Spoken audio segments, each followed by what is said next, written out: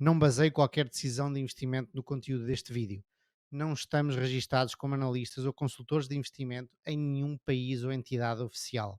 A informação prestada neste vídeo é de caráter geral e informativo e não constitui aconselhamento financeiro. Nenhum dos participantes deste vídeo assume qualquer responsabilidade por erros e omissões, nem por danos financeiros sofridos pelos espectadores ou qualquer outra pessoa. Faça sempre o seu trabalho de análise e consulte profissionais devidamente credenciados pela CMVM. Bem-vindos ao 57º episódio do Ações e Companhia. Comigo, como sempre, estão os grandes Diogo Gonçalves e Gonçalo Garcia. Olá, pessoal. Olá, Olá. tudo fixe?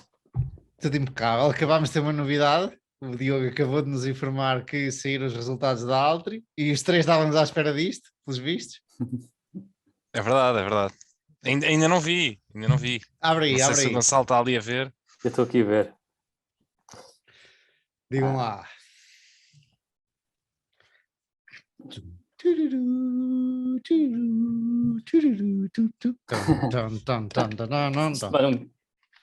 de fazer ao vivo é um bocadinho mais estressante, não? Mas parecem fixe à primeira vista.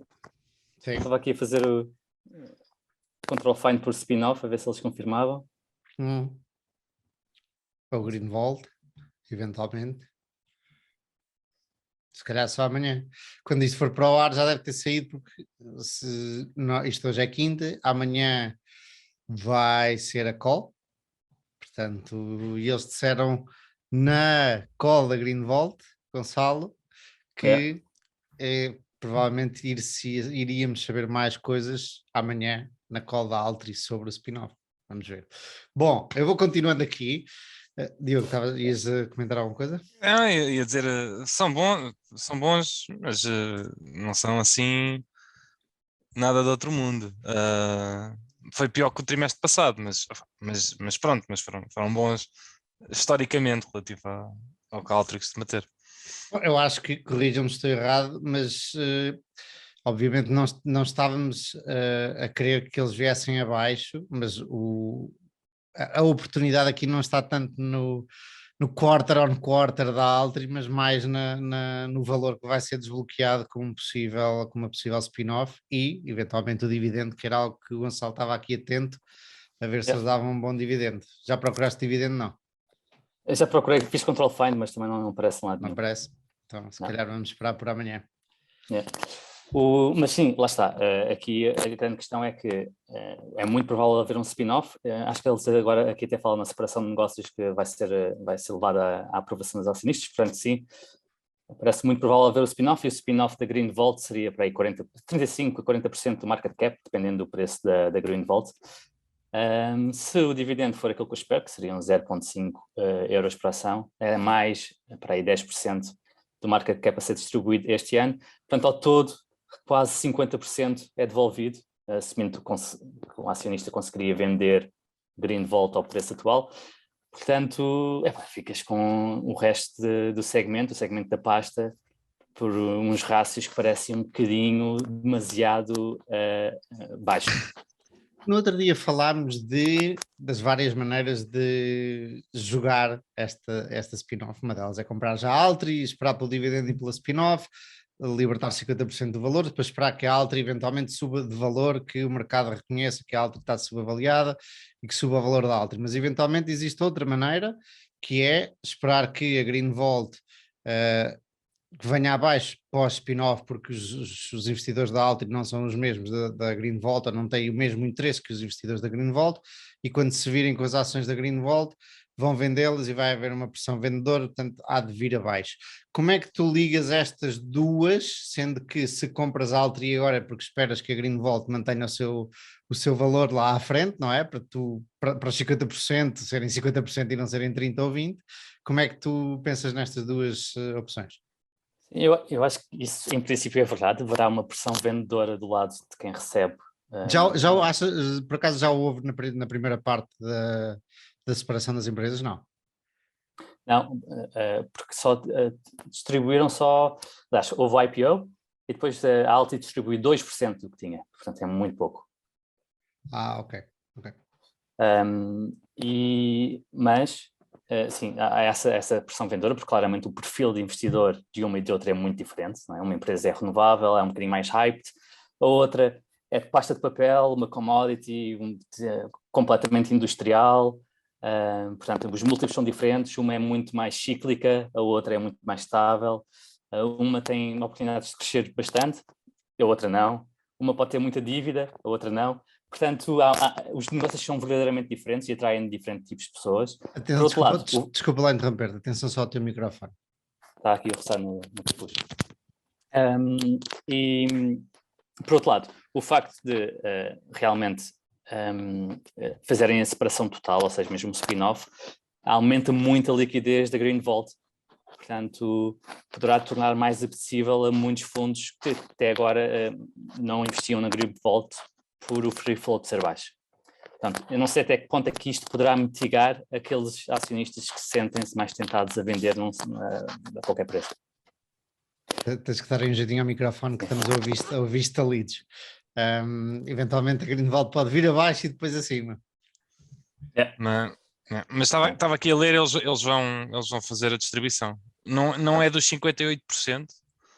Não? Porque eles têm uma parte que é detida diretamente e uma parte indiretamente. Não, através da queima.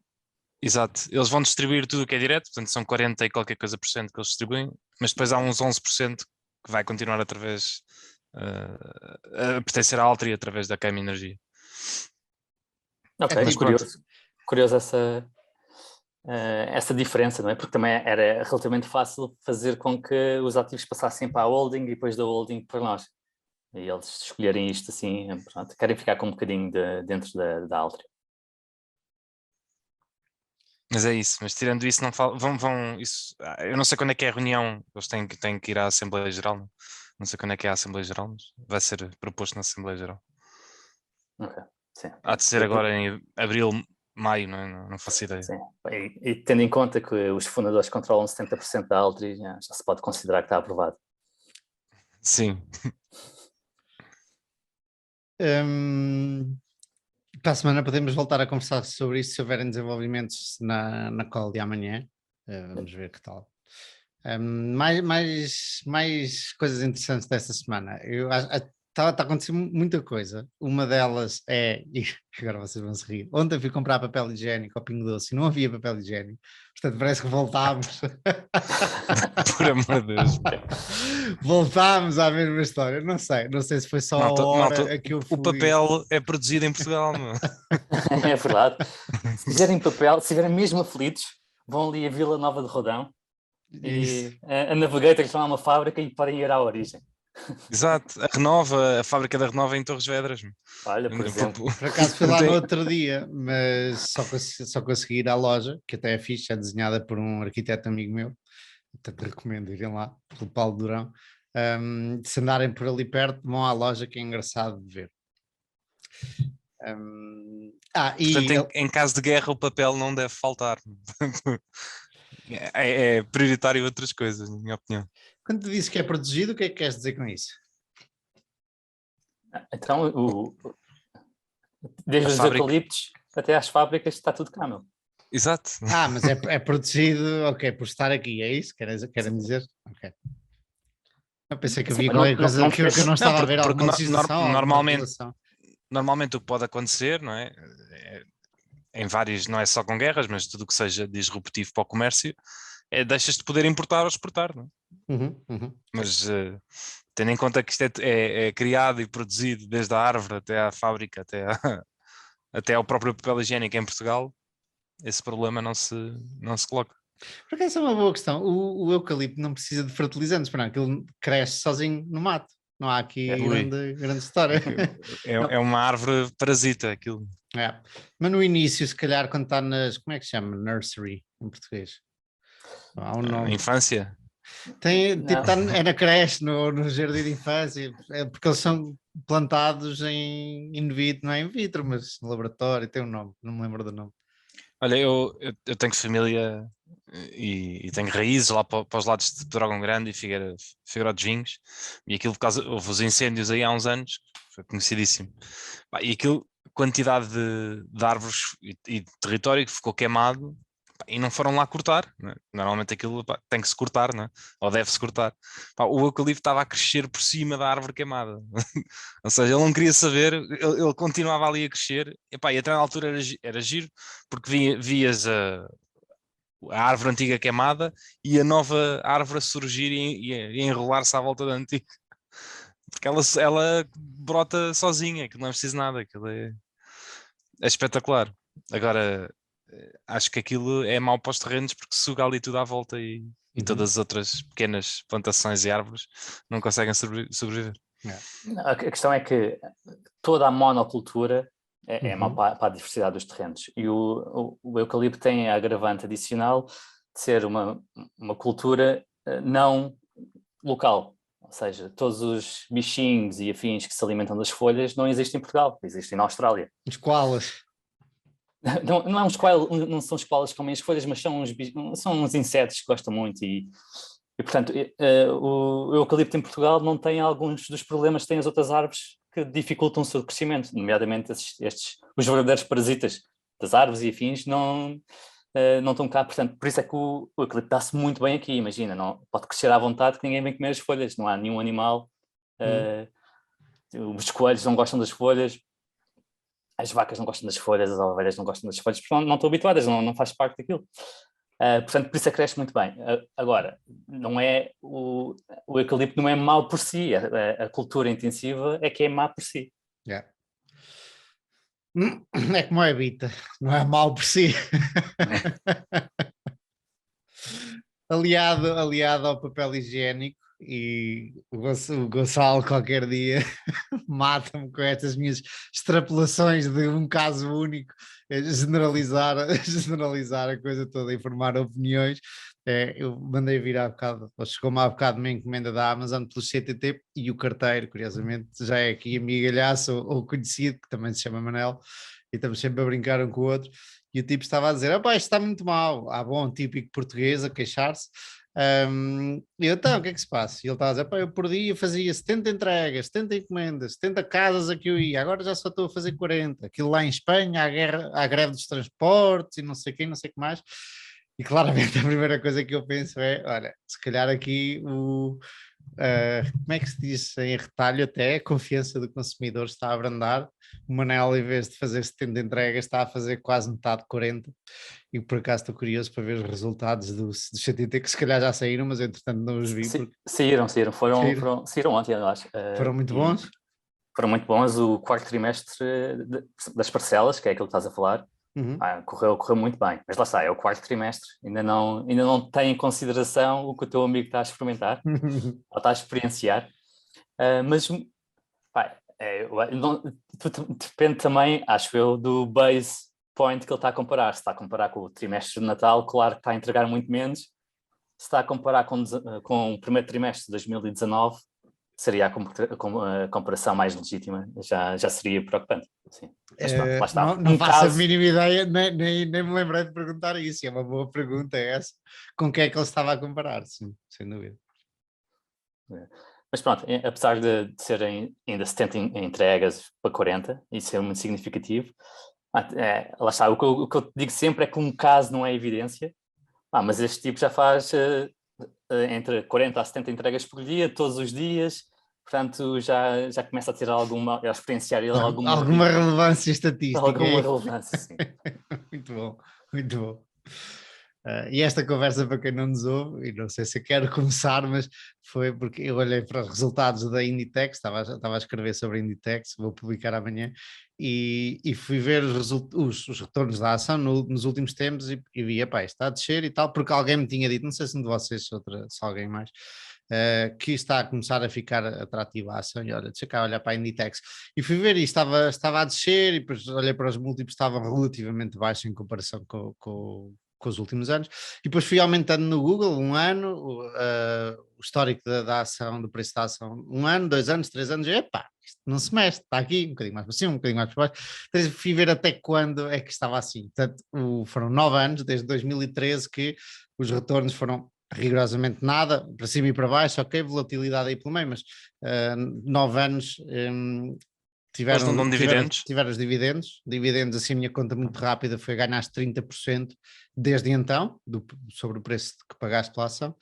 E eu comentei isso aqui aos nossos amigos Gonçalo e Diogo, e o Gonçalo, e muito bem, veio-me logo dizer: epá, escolheste um período mesmo, 9 anos, porque é que não escolheste 10? Mas antes disso também extrapolaste um bocadinho e falaste de...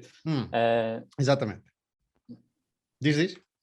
Não, continua, a conversa não foi só essa. Tens razão. E disse que o múltiplo baixou de então para agora, estava a 20 e tal, quase 30, e agora está, depende se estamos a fazer forward ou olhar para trás, está à volta de 20, se estivermos a olhar para a frente está à volta dos 17, provavelmente. E eu estava a dizer, portanto, valuation matters, o preço que pagamos importa, e a conversão do múltiplo acabou ou limpou o crescimento dos lucros, entretanto. Portanto, o mesmo crescimento dos lucros foi anulado pela conversão do múltiplo. E o Gonçalo disse-me que não posso pegar, primeiro não posso pegar em 9 anos, porque foi escolhido cirurgicamente, nem foram 10, nem foram 8, foram 9, para reforçar um ponto que eu queria fazer, e depois que havia muito mais coisas envolvidas. E eu dou-te razão, Gonçalo. A história é, eu não posso fazer um estudo estatístico todas as vezes que quero mandar um bitite no WhatsApp. Não é? Claro, tu estás completamente à vontade, meu caro. Sim, mas é claramente o pior ponto de entrada até hoje, não é? Provavelmente. São os piores 9 anos de qualquer período que tu possas analisar em Inditex. E pronto, e depois se metesses 10 anos, que seria, para mim, na minha cabeça, mais lógico, não é? Porque é que vais ver só 9 anos? Porque metes 10, que é um número redondo. Porque o ponto é o contrário, eu queria ver quanto tempo é que os acionistas tiveram sem ter grandes retornos. Portanto, 9 anos foi consequência daquilo que eu queria fazer, do ponto que eu queria fazer. Exatamente. Ou seja, tu já tinhas a tua ideia e foste confirmar a tua ideia com um dado. Não fui confirmar, a ideia já estava, era 1 ano, já estava confirmada, 2 anos já estava confirmada. Foi-se confirmando, aconteceu ser a 9, podiam ter sido 90, podiam ter sido, se fossem 8 meses, era aquilo que eu estava a dizer, se fosse 1 ano ou 2, eu não faria este ponto, porque com os Covids, com tudo isso, há muita volatilidade. 9 anos, eu suponho, pelo menos para mim já é horizonte temporal suficiente para dizer que de ação é esta, ok? Percebo essa análise, só deu aquela sensação que foi um bocadinho feita à medida. E foi, claramente. Exato. Claramente. É a mesma coisa que estás a ver, sei lá, um gajo a jogar a bola e o gajo falha uma coisa muito, muito óbvia, falha outra num jogo, falha 3 e tu dizes, este gajo não joga nada. Podes ir analisar toda a sua história e ver se o gajo realmente joga, mas tens ali um exemplo de que aquele gajo não joga mesmo nada. Pronto. Se a tua opinião é cientificamente comprovada e isso pode ser refutada, claro que pode ser refutada e pode não ser a mais acertada, mas 9 anos. Agora, o que interessa eu não faço ideia, o negócio cresceu durante esses 9 anos, está melhor agora do que está? Cresceu. Se está melhor não te sei dizer, porque a concorrência é um facto importante, como tu sabes, e eu não sei, portanto, o negócio por si próprio está melhor, se calhar existe mais concorrência agora do que existia na altura, ou concorrência é diferente, nomeadamente as ameaças da Shein, que não se fazem sentir, acho eu, não sei porque eu pelo menos não li nenhuma referência direta a essa empresa, mas é um modelo que vem ainda a ser mais fast fashion do que a Zara, do que a Inditex, portanto existe um risco novo. A Shein também tem uma história com o gajo muito estranha, meu. Acho que o fundador daquilo está a tentar pedir a nacionalidade de Singapura, que é para fugir um bocado aos conflitos China-Estados Unidos e depois fazer o IPO daquilo como uma empresa singapuriana, assim dizer. Mas não vejo o porquê também disto, porque as fábricas estão todas lá, não é? Um bocado irrelevante, mas pronto. Achei interessante, já agora respondendo a essa pergunta, está quase tudo a melhorar. Estão a reduzir o número de lojas, estão a aumentar o tamanho das lojas, então, o online está a ter mais penetração, está a ter mais lucros, estou a conseguir Obrigado. manter e até subir o retorno sobre capital, porque estão a reduzir as lojas, portanto, a reduzir o capital investido. Portanto, nesse aspecto, única e exclusivamente do negócio, parece estar muito melhor. E se tu reparares, passas à porta de uma Zara e aquilo parece-te alta costura, não é? Tudo muito bem desenhado, as lojas, as montras são todas muito bem desenhadas, muito boa iluminação. Portanto, tu olhas para aquilo e tens a percepção como consumidor, não que estás a comprar uma coisa barata, mas que estás a comprar uma coisa realmente cara ou de muita qualidade e depois os preços são muito acessíveis. Portanto, acho que eles estão a posicionar nesse aspecto muito melhor do que a concorrência. E curiosamente, no outro dia estive na Irlanda e há uma empresa que é nos Estados Unidos, é TJ Maxx, na Irlanda acho que é TK Maxx, o que é, pá, que te parece um armazém, uma feira, estava sempre cheia, sempre todas as lojas completamente cheias a que horas fosse, mas parece-te uma feira de roupa. Depois a minha namorada disse-me que aquilo é parecido com se calhar a H&M, que se diz que concorre, mas claramente a Zara, se forem ver uma loja e outra, a Zara está-se a tentar diferenciar, pelo menos pela imagem que tem de qualidade, ou de qualidade percepcionada mais alta. Isso parece mais uma Primark, não é? O Primark, isso, exatamente. Era isso que queria dizer, muito obrigado. Não. Mas eu acho que no caso da Inditex, a grande vantagem deles é realmente esse time to market e o poderem ajustar.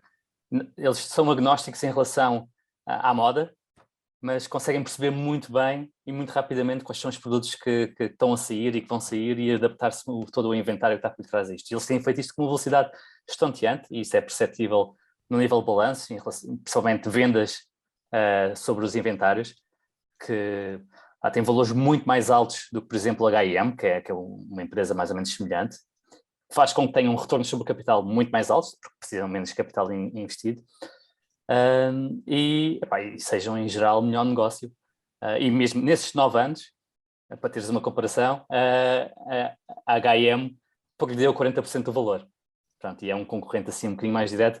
E pudeste, a qualquer momento, comparar H&M a preços múltiplos relativamente mais baixos do que compravas em Inditex.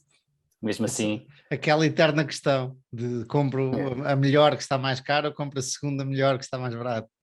Vocês têm opinião sobre isso? É difícil. É a questão, haverá um preço de equilíbrio. Exato, depende do quão melhor é a primeira e depende do quão mais cara está. Já mas tiveram nessa situação. Eu já estive nessa situação e acabei por não comprar, mas não sabia o que fazer. Acho que iria pela qualidade. Se tivesse hoje em dia também. Hoje em dia a minha tendência seria pela mais cara, a melhor qualidade.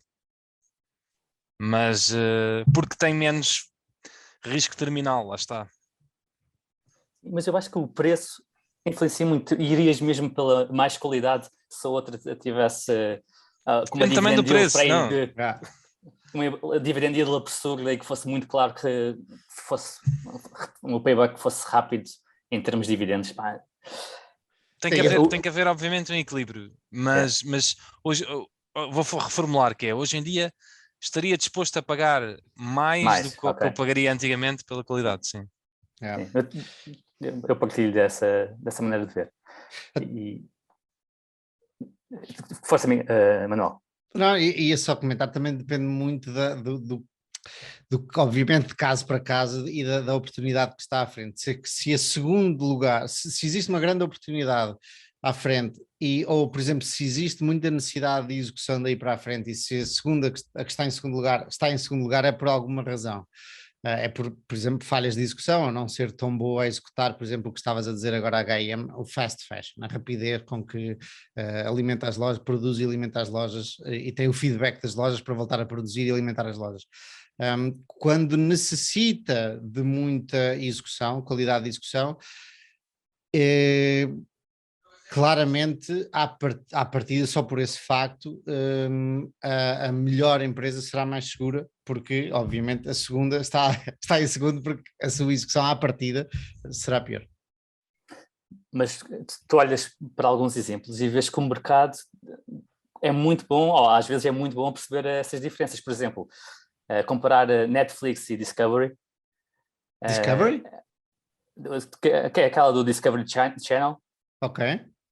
Que vão agora fundir-se com a Warner, e vão finalmente ter uma plataforma de streaming que consiga fazer alguma concorrência, mas como o Netflix tem uma escala tão superior e é mais fácil defender a sua posição e é mais fácil com a sua escala fazer com que umas séries bastante caras ou filmes bastante caros sejam rentáveis no final, porque tem mais utilizadores para diluir. Uma é avaliada a múltiplos de vendas na Netflix, e a Discovery está abaixo de 10 vezes earnings. Portanto... Vocês viram há um documentário que acho eu que se chama Dead Zone. Não tenho a certeza que está na Netflix. E a pessoa que fez o documentário foi ao Joe Rogan. E a falar sobre porque é que escolheu a Netflix. Aquilo é um documentário sobre, acho que ele foi a única pessoa, ou a primeira pessoa a trepar, a escalar todas as montanhas mais altas do mundo, assim, uma coisa do género. E ele estava a falar com o Joe Rogan, a explicar porque é que escolheu a Netflix, e ele a dizer que a própria Disney tinha-lhe oferecido muito mais dinheiro do que a Netflix pelo documentário, mas que o documentário não tinha tanta escala internacional, não é a questão dos Estados Unidos, nem era traduzido, por exemplo, na Netflix eles iam traduzir o documentário dele em 28 línguas, ia estar em praticamente todos os países do mundo, e ele decidiu optar por isso para ter mais, para não estar tão preso aos Estados Unidos e estar em todo lado, mesmo recebendo menos dinheiro. E é claramente um dos modos que a meu ver a Netflix tem, mas que pode perder um dia, e então não seria um mote, mas pronto, mas eu não tenho a certeza se é ou não é, mas é a sua escala internacional, porque eu acho que é muito mais fácil estas empresas tipo Discovery, Netflix ou Disney, etc., competirem nos Estados Unidos. Eu não sei se será assim tão fácil elas ganharem escala internacional como a Netflix já tem em países tipo Coreia do Sul, Índia, etc., Brasil, etc. Eu diria que a Disney tem um nome suficiente para lá chegar. A Discovery, não sei. Mas achei interessante esse pormenor dele ter rejeitado mais dinheiro por uma questão de alcance e tradução em mais línguas e etc. Então e vamos aos nossos temas de hoje? Bora lá. É isso? Esta introdução quase que dava um tema por si só. Quase que dava um tema por si só. Bom, o meu tema, e começo eu já agora, gostava de começar eu hoje, uma vez que da última vez não apresentei. Na verdade eu tenho dois temas esta semana, são os dois relativamente curtos. Um é um artigo do Nick Maggiulli, que é o alto custo de um trabalho fácil, e é um tema que se resume em 2 ou 3 minutos, e o outro é o short squeeze do mercado do níquel que está a acontecer ou aconteceu a semana passada e que está a criar aqui uma quantidade de confusões e de controvérsia engraçada, e eu decidi dar uma olhada, ainda que saiba quase nada sobre o níquel, achei interessante a coisa. Diogo, qual é o teu tema esta semana? O meu tema é um artigo do Paul Graham, que eu por acaso acho que nunca trouxe aqui, mas que basicamente é um craque do Venture Capital e é muito conhecido na indústria de Venture Capital, e ele tem um site que se chama mesmo paulgraham.com, e ele faz essays, escreve lá artigos. Pronto, e um dos artigos é como é que as pessoas hoje em dia estão a enriquecer. E achei giríssima a analogia que ele faz com o tempo, os anos 80 para os anos atuais. E tu, Gonçalo, qual é o teu tema? E eu vou falar sobre a importância de resolver problemas difíceis aqui num nível empresarial e de excelência operacional, pegando num tópico da última carta do Rob Vinal, em que ele também fala sobre a sua tese de investimento da Carvana e ele achar que a Carvana está realmente a resolver um problema muito difícil. Nós já falámos aqui sobre isso, acho eu, da Carvana, mas podemos ir a seguir a isso, e acho que foi o Diogo até que comentou, porque se gostamos da Carvana temos que gostar mais da europeia. Acho que foste tu que disseste isso, não foste, Diogo? Da concorrente europeia. Sim, eu não disse que deveríamos gostar mais, mas a mim parece-me, à primeira vista, que está mais bem posicionada, apesar de estar muito mais barata. Já lá vamos. Mas eu não percebo bem da indústria. Sim. Já lá vamos. Sim, eu não vou falar muito concretamente da Carvana, é mais deste conceito de resolver problemas difíceis e da excelência operacional. Ok, maravilha. Então começamos com o níquel e depois passamos aqui para o alto custo de um trabalho fácil, e depois eu sugiro que seja o Gonçalo e o Diogo no final. O que é que dizem? Vamos a isso? Parece bem. Então, pronto. Está a haver um short squeeze no mundo do níquel, porque, especialmente, inicialmente por causa da Rússia. Não, inicialmente porque o maior produtor de níquel, o senhor chinês, e de aço inox, fez um short ao níquel, ou aos futuros do níquel, na London Metal Exchange, que é uma das, se não a maior Metal Exchange do mundo, bolsas de metais do mundo. E o senhor achava que, porque agora há nova concorrência, portanto, ele é produtor, é o maior produtor do mundo de níquel e fez um short ao níquel, ok? Pronto. Mas isso podia-se... Fez Não mais é do que a des- cobertura. Sim, Exato, exatamente. exatamente. Pronto, isto até é comum por causa das coberturas e mais ele estava a ver que ia entrar muita concorrência no mercado, ok? Apesar dos detalhes depois serem um bocadinho mais complexos, mas sim, Gonçalo. Mas tu sabes se ele fez mais do que produzia? Ou seja, foi mesmo especulativo ou foi mesmo cobrir a produção que tinha nos próximos anos? É uma boa pergunta à qual eu não sei responder. Mas vou vê-la depois. E esse senhor fez um short e por causa da Rússia, a Rússia produz sensivelmente 15% do níquel mundial por causa agora desta história da Rússia da controvérsia toda, os preços do níquel subiram, começa então um short squeeze e este senhor tinha uma posição grande, short, não sei se o Gonçalo está aqui a procurar se era maior ou não do que a produção dele. Entretanto, os brokers dele e bancos, etc., precisam de comprar mais níquel para cobrir as suas posições e o seu risco de contraparte e por aí fora. E começam short squeeze à séria. Opa, e o níquel, os gráficos são ridículos. Eu não sei se vocês já viram alguns dos gráficos, mas o níquel anda cá em baixo e de repente assim num dia faz assim piu, até lá acima, é uma linha vertical brutal, é incrível. E ora bem, nada mais nada menos, na semana passada num dia só subiu 66% por causa destas margin calls e dos brokers a comprar mais níquel para cobrir as suas posições. E a London Market Exchange, ou a London Metal Exchange, a bolsa fez um trading halt, parou, disse assim, alto e para o baile, que isto está a ser aqui um regabof do caraças. Diz Diogo.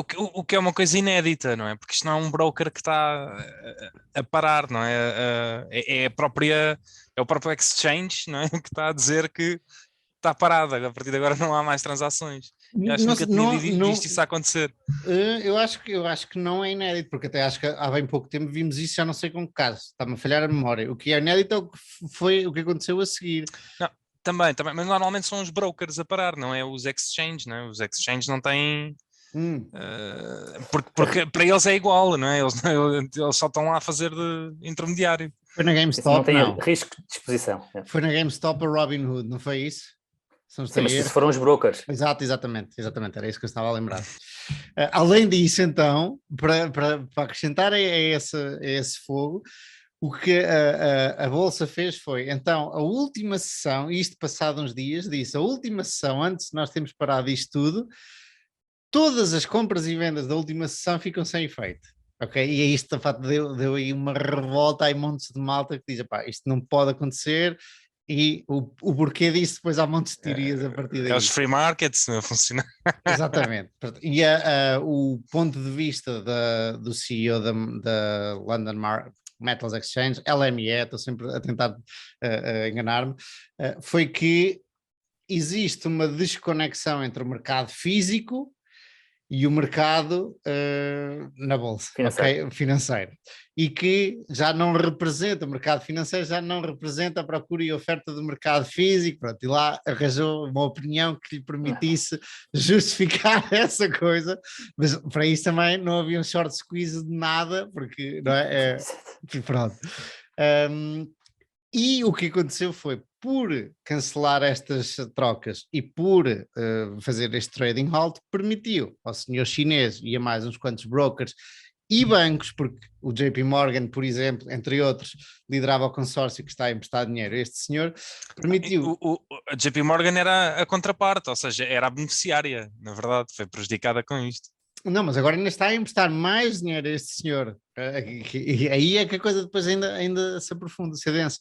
Pronto, portanto, com este trading halt permite a este senhor ir, isto quando uma pessoa está squeezada num short, precisa depois de cobrir a sua posição e pôr mais dinheiro para cobrir a sua posição, e esse senhor não tinha, a coisa era grande, portanto foi pedir dinheiro a quem? Ao JP Morgan e a mais uns quantos bancos que agora lhe estão a emprestar dinheiro com colateral da futura produção dele, que agora, aos preços de hoje, vale muito mais do que valia antes. Portanto, está aqui uma pescadinha de rabo na boca interessante.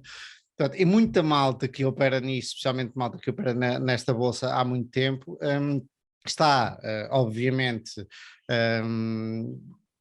aborrecida com esta situação, porque a bolsa de valores permitiu que um interveniente, um comprador, neste caso um short seller, como é que se diz? Permitiu que não perdesse esse dinheiro da última sessão, que foi uma brutalidade. A última sessão chegou a 100 mil a tonelada, 100 mil dólares. O normal de umas sessões anteriores tinha sido 24 mil dólares, e acho que esse senhor estava a perder 4 bilhões, se não estou em erro, ou era o total do bolo eram 4 bilhões, 4 mil milhões nessa sessão. Portanto, há muita gente muito irritada com isto, porque está a permitir a esse senhor primeiro não perder dinheiro e depois ganhar tempo para arranjar ainda mais dinheiro para cobrir a sua posição. É reescrever o passado. Pelo menos um dia do passado. Há quem diga, e não sei se vais chegar lá, dos acionistas. Vais? Ok. Então, mas podes dizer, vamos a isso, continua. Não, há quem diga que uma das razões é porque o acionista da LME é a Bolsa de Hong Kong. Por sua vez, o acionista principal da Bolsa de Hong Kong, apesar da Bolsa ser cotada, é o partido, é a China, é o governo da China. E sabe-se que este senhor tem relações relativamente próximas do senhor Xi, presidente da China, e várias coisas por África fora e pelos países do Belt and Road, vários investimentos, e que simplesmente não podia fechar portas. E com o short squeeze havia uma grande probabilidade dele ficar em maus lençóis. Portanto, está aqui the plot thickens, está aqui um mistério engraçado, e muita malta a dizer que a Bolsa dos Metais de Londres de repente perdeu toda a sua credibilidade. Isto para quem está de fora, eu ao início estava a ler e eu estava bem, o que é que interessa? O que é que me interessa a mim? Mas realmente lá dentro quem está lá e opera e tudo, e passa por lá muito dinheirinho, a malta não está contente por causa disso, por se permitir a na verdade não foi só porque os brokers e bancos e tal também têm tempo para primeiro também viram as suas últimas trocas, a sua última perda de dinheiro do último dia andar para trás, e depois têm tempo para ir encontrar fundos para cobrir as suas posições. Pronto, e esta malta ficou chateada porque isto não acontece. É aquele velho ditado: se deves 10 mil euros ao banco estás lixado, se deves 10 milhões o banco é que está lixado. E é o que está a acontecer, e muita gente está muito chateada com isto. Agora isso vezes 1000. Exato. Diogo, estavas aí a comentar, a rir-te, diz lá. Estava aqui a ler no relatório que, além das subidas de preço da pasta do papel, que já tinha sido anunciada, uma em fevereiro e outra em março, acho que é 2% cada, eles estão aqui a falar que é um dos grandes custos associados é a questão da energia, né? O custo da energia que subiu. Mas eles, na verdade, eles referem isso como um fator positivo neste primeiro trimestre, porque eles mudaram, devido aos custos estarem a aumentar muito, eles mudaram a maneira como estão a produzir o mercado. Basicamente eles mudaram de cogeneration para um regime de mercado, em que eles, eu não tenho a certeza disto que eu vou dizer, mas acho que tem a ver com o facto deles poderem estar a vender o surplus e que provavelmente antes não podiam estar a fazer. E eles dizem que vai ter um impacto positivo e que já se vai relevar até no primeiro quarter do próximo ano. Portanto, uma dos maiores problemas da maior parte das empresas de indústria é, na verdade, um benefício para a Altri. Isso tem a ver com... Eu acho que são várias assim, não é só a Altri, muitas destas produtoras de pasta geram a sua própria energia e beneficiam com isto, não é? Sim, mas normalmente, e o que acontece, por exemplo, com a Ence, é que têm contratos com relatórios em que têm de vender essa energia a um preço especial, que normalmente historicamente era superior ao preço de mercado, mas que têm de fazer mesmo que o preço de mercado dispare, como disparou agora. Tem um cap, é isso? Diz? Tem um cap, não podem subir... Não tem um cap, tem um preço fixo de venda. Ok. Tem um regime relatório em que vendem aquela energia a um preço fixo, garante uma remuneração adequada, é muito bom este regime relatório nas renováveis, adequado e afins. E portanto, apesar de poderem usar para o consumo da fábrica, não fazem, porque até agora tem sido mais vantajoso vender e depois a fábrica ia comprar ao mercado. E a ENS entalou-se muito com isto, porque agora tem de comprar ao mercado muito mais caro do que está a vender ao preço fixo. E aparentemente a Altri, não sei se por uma questão regulatória diferente de Portugal de Espanha, se pela forma como fez os seus contratos da cogeração, tem a flexibilidade de, ok, se o mercado estiver mais caro, nós vendemos ao preço mais caro ou consumimos internamente e não pagamos ao mercado. E é curioso, essa flexibilidade é muito interessante, principalmente em tempos atuais. Sim, porque este trimestre, então, o preço da energia disparou, né? Já tinha disparado, mas ainda disparou mais. Passou de força. Me importava a pensar porque é que a Altri, a ENS tem que ir comprar ao mercado. Não, porque foi a forma como eles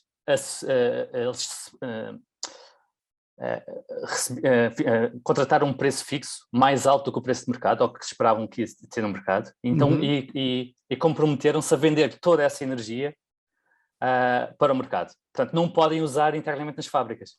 Ok, está bem. Não é o excedente que eles estão a vender, é toda a energia. Não. Sim, é toda a energia. Então, e diz-me uma coisa, a energia da Altri é a Greenvolt que a vende? Há duas formas de produzir energia, certo? Há a cogeração e há a parte mais elétrica do processo em si, e depois há uma distinção entre esta parte elétrica e de aproveitar o calor da máquina, que é a cogeração, da biomassa, que é aproveitar o excedente das farpas de eucaliptos e tudo, e pronto. E é a biomassa, esta parte da biomassa é mesmo a Greenvolt. E a parte elétrica entendo que seja a Altri. É a minha percepção. Será que é por isso que eles vão manter uma percentagem na Greenvolt? Não. Pode ser por isso? Não sei qual é o racional, mas isto não é muito comum, é comum manter alguma coisa. Porque senão eles têm que vender à Greenvolt para a Greenvolt vender isso depois. Não, mas a Greenvolt já tem PPAs com a Altri. Aliás, quase todos os PPAs em Portugal, o PPAs que é basicamente esta venda a preço fixo. Agora a Altri, a Greenvolt está a fechá-los com a Altri e está feito a preços de mercado, quer dizer, não é um mercado atual, mas é um mercado quando foram fechados ano passado. Assim. A questão da biomassa é interessante, porque eu acho que obviamente faz sentido, porque é um desperdício, não é? E portanto faz sentido usar isso para produzir energia. Só que a maneira como o marketing está feito, não é? Da produção de energia de biomassa é uma coisa super interessantíssima, porque eles fazem um marketing daquilo como uma energia renovável, que é efetivamente uma energia renovável, mas é uma energia poluente. Emite CO2, exatamente igual ao carvão, ao gás natural, etc. Portanto, a história é que eles dizem que é circular, ok? Mas é exatamente plantam as árvores e as árvores, porque as árvores absorvem, recolhem, exato, o carbono que aquilo, portanto, é circular, ou seja, fica dentro de um circuito. A teoria é esta. Ok. Exatamente, é isso mesmo. E quando tu queimas petróleo para produzir combustíveis e para te movimentares, não estás a plantar mais petróleo, portanto não está a ser absorvido em novos poços. Mas esse é um ponto muito importante e é a razão pela qual os municípios são os municípios a autorizar estas fábricas e até o regime regulatório e não é o Estado. Porque isto só faz sentido em municípios que haja muita necessidade de haver limpezas à mata. E para incentivar as limpezas, convém que quem vende aqueles pauzinhos e ramas e afins e folhas e não sei o quê, tenha algum retorno sobre isso. Portanto, é mesmo acaba por ser um incentivo à limpeza das matas que de outra forma não terias. Portanto, é óbvio que estás a queimar madeiras e afins, mas ninguém vai cortar um sobreiro para ir alimentar uma fábrica de biomassa. Isto é tudo desperdícios. Epá, mas eu quando vejo os caminhões de eucalipto, vejo os caminhões de eucalipto, não vejo os caminhões com porrada de folhas e raminhos e tal. Portanto, a biomassa são as cascas que não entram na pasta e são as coisas que vão também ali, os galhos e as folhas que vão ali no meio. Não vejo caminhões E com... as limpezas. Sim, mas tu não vês porque, imagino... Porque estão fechados. Porque é um contentor fechado, não é? Não, lá está, não pode ir exposto da mesma forma que vão troncos de eucaliptos. Uhum. E, aliás, e nós, pelo menos eu, aqui em Lisboa, ao pé do Porto, vê-se a chegar muita madeira vinda do Brasil e isto anda pela cidade e tu vês mesmo os troncos de madeira de eucalipto a ir para as fábricas. Ninguém vai importar bocadinhos de madeira, portanto é muito mais visível todo o transporte de eucalipto do que é visível o transporte destes galhos. Mesmo assim não estou a ver como é que seja fácil de limpar matas. Primeiro fácil de limpar matas é a primeira, não é? Floresta de eucaliptos. Tipo no meio de costas e isso tudo. Sim, mas em eucaliptos é relativamente fácil. A questão é que, porque normalmente eles são plantados de forma a que seja... Haja espaço ali no meio. Em fileiras e torna a limpeza da floresta fácil. É mais difícil quando a floresta não está tratada e tens muita variedade e não está em fileiras e afins. Ok. Não, força. Não, diz. Em suma, não é? Resumindo, parece-me que as coisas estão bem... A perspectiva é positiva para a Aldri para o próximo ano. Sim, e o preço da pasta aumentou brutalmente. E outra vantagem desta loucura dos combustíveis e da energia é que também é muito mais caro importar madeira vinda do Brasil, ou pasta vinda do Brasil, que é o principal concorrente. Não, outra referência que eles fazem, por falar nisso, é exatamente nos portos europeus, o inventário, não é? Da quantidade, porque normalmente tens sempre disponível uma certa quantidade, não é? Eles mostram o inventário até janeiro e tem vindo a cair na Europa. Ou seja, janeiro foi mais baixo do que dezembro, que foi mais baixo do que novembro, etc. O que está a pôr uma pressão nos preços no mercado europeu, ainda mais. Ele também fala, há vários motivos, não é só isso, eles também dizem que acho que os produtores nórdicos têm estado numa data de greves e a parar a produção, há assim várias coisas, mas parece-me que a perspectiva é positiva. Mas pronto, façam as vossas due diligence. Due diligence. Isto é uma expressão sempre difícil de dizer. Olha, eu estava aqui a ver as minhas notas e agora num tema nada relacionado. Na semana passada falámos eu dei aquela ideia de fazermos um gráfico com as coisas que iam acontecendo na bolsa e termos gráficos lá para trás, e o Gonçalo estava a dizer que era difícil termos o gráfico da bolsa ou do índice lá para trás, e eu comentei os O'Shaughnessy, que são quantos dos Estados Unidos, e curiosamente no Twitter eu mandei ao O'Shaughnessy um pedido, olha lá, tens aí, já reuniste estes dados, e ele mandou-me um link. Mas eu acabei por ainda não abrir o link, mas é possível que os dados lá para trás estejam todos reunidos ali dentro daquele link. O bom do Twitter e das redes sociais, redes sociais. Bom, malta, não sei se é de falar deste tema curtinho, rápido, para fazer a introdução ao Gonçalo, ou se isto não serve de nada para o tema do Gonçalo, na verdade. Arrisca, força. Arrisca. Portanto, o título é O Alto Custo de um Trabalho Fácil, e basicamente é uma ode a não ser mandrião, ok? Há um senhor, o artigo comenta um senhor que tem um trabalho igual ali ao do Diogo, ou está na mesma área do Diogo, é programador, e automatizou o seu próprio trabalho e depois teve 6 anos a jogar jogos, a fingir que trabalhava. Portanto, ele fez um código para fazer aquilo que ele fazia e o código a partir daí fez aquilo que ele fazia. E depois, obviamente, muita gente fica a pensar, isso é espetacular, pá, isso é brutal, o gajo depois teve o tempo todo para fazer o que queria. Isso é o que o Diogo faz, mas aproveita o tempo para investir. Exatamente. Exatamente. E portanto, pronto, dá aqui 2 pontos, um positivo e um negativo. Um positivo é espetacular.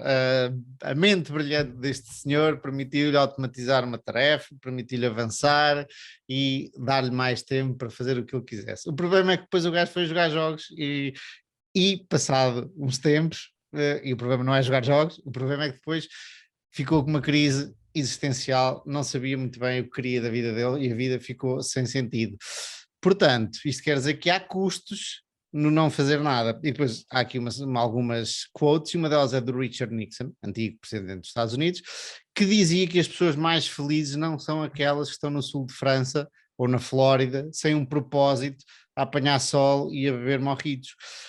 A luta do trabalho e a luta de chegar a algum lado e a luta do trabalho contínuo e a luta dos desafios e de ultrapassar os desafios é aquilo, de acordo com o Nixon e com o tipo que escreveu este coisa, é aquilo que traz sentido, uma das coisas que traz sentido à nossa vida, e a sociedade glorificou o lazer. Nós todos achamos que nos queremos, lá está o movimento FIRE, reformar cedo e que não fazer nada é que é bom, mas na verdade não fazer nada é horrível, e eu já estive algumas vezes nessa situação de não saber muito bem para onde é que ia a minha vida, e é terrível, tipo, porque não há mais ninguém disponível o dia todo, e um gajo fica sem propósito.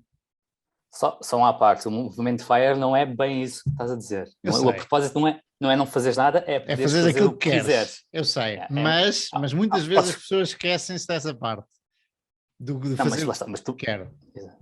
Exatamente. Espera aí.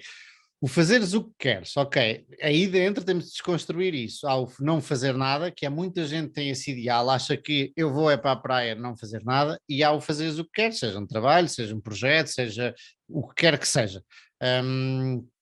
E aí sim, isso faz todo o sentido. Agora, o não fazer nenhum é que te traz problemas depois na vida.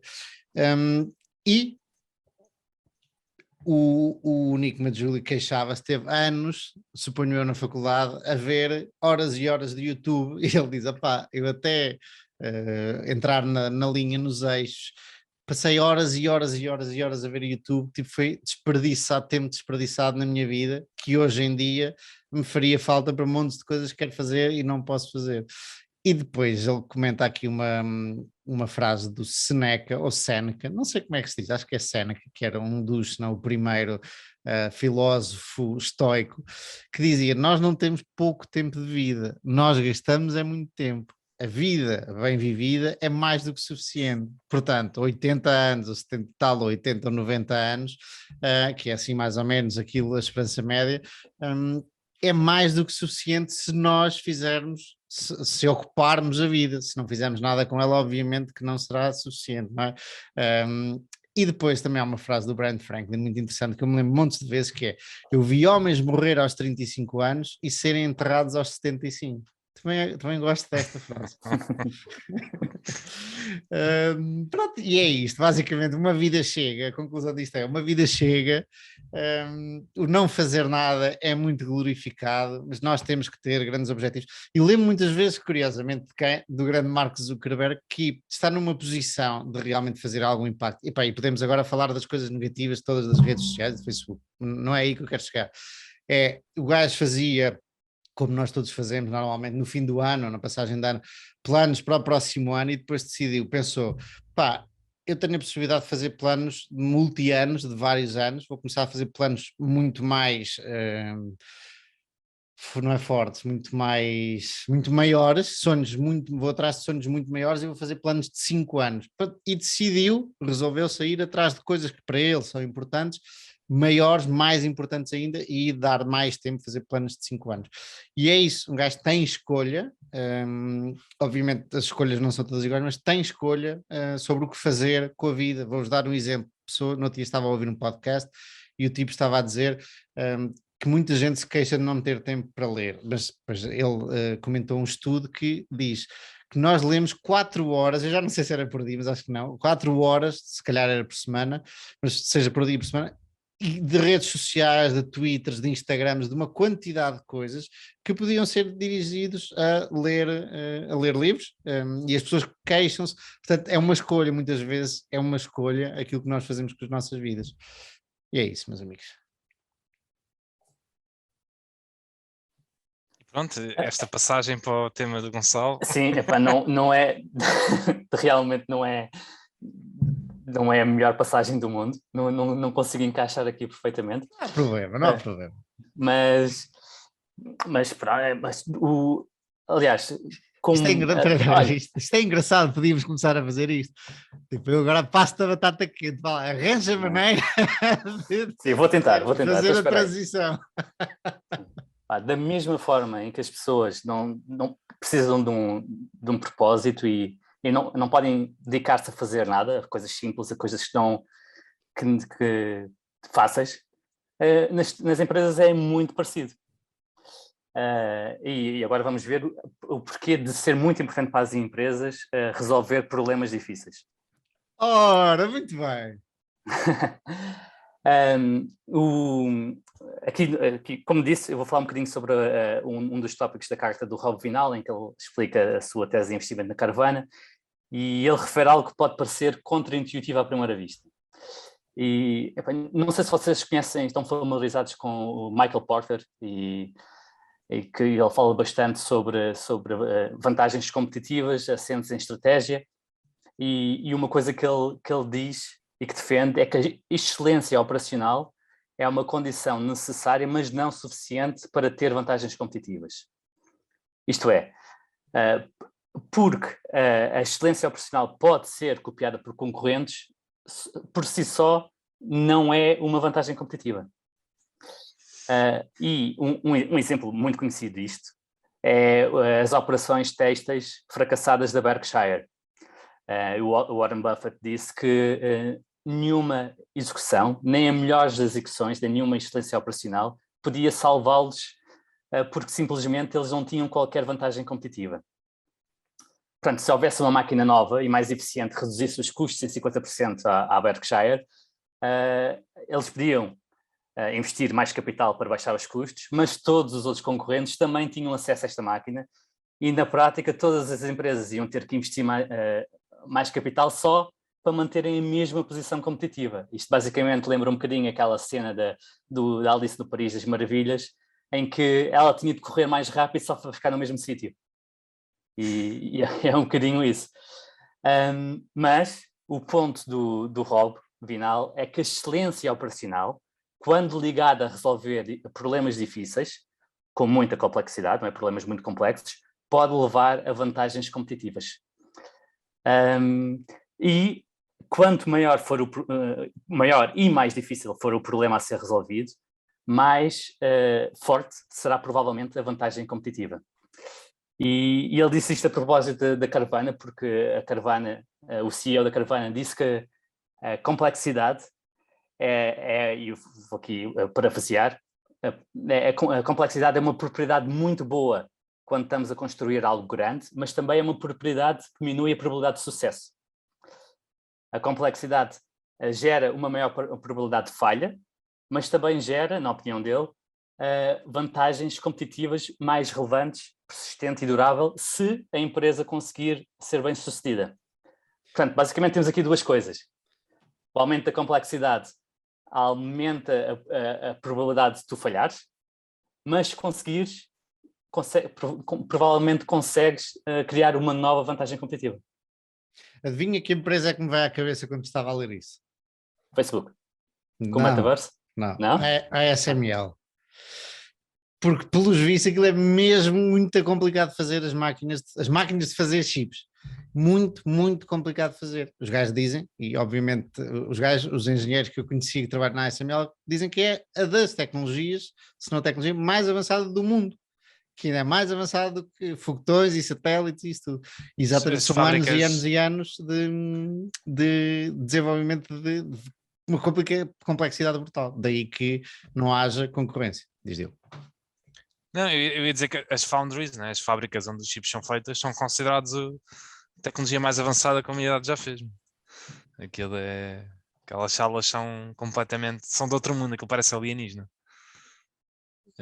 Acho que vale a pena e acho que muito dificilmente, vale a pena ir ver se alguém tiver a oportunidade, e muito dificilmente entra um novo competidor no mercado, do nada. Mas Assim, isto que podemos estar a falar da mesma coisa, nem estava a falar das foundries, estava a falar eu sei, das das máquinas que máquinas, estão na foundry. Exato. mas lá está, as foundries têm essas máquinas e mais coisas, né, se fores a ver, mas pronto, eles não fazem as máquinas, essas. As ultraviolet, as litografia ultravioleta, que é o que a ASML faz, essencialmente. Exatamente. A ASML conseguiu resolver um problema e está tão avançada nessa tecnologia que tem uma vantagem competitiva porque mais ninguém ainda conseguiu chegar lá. Enquanto eles mantiverem este gap, têm a vantagem competitiva por ter tido de resolver este problema. Eu lembrei-me do Facebook porque, não sendo óbvio o que é que vai acontecer, nota-se que estamos naquele momento de incerteza, não é? Nomeadamente com o óculos e com o metaverse. É claramente um problema muito difícil de resolver, aumentou bastante a incerteza sobre o futuro do Facebook, mas se resultar, e se o óculos for a próxima plataforma dominante, ou pelo menos uma delas, o mote do Facebook é expandido. Pronto, foi por isso que eu me lembrei do Facebook.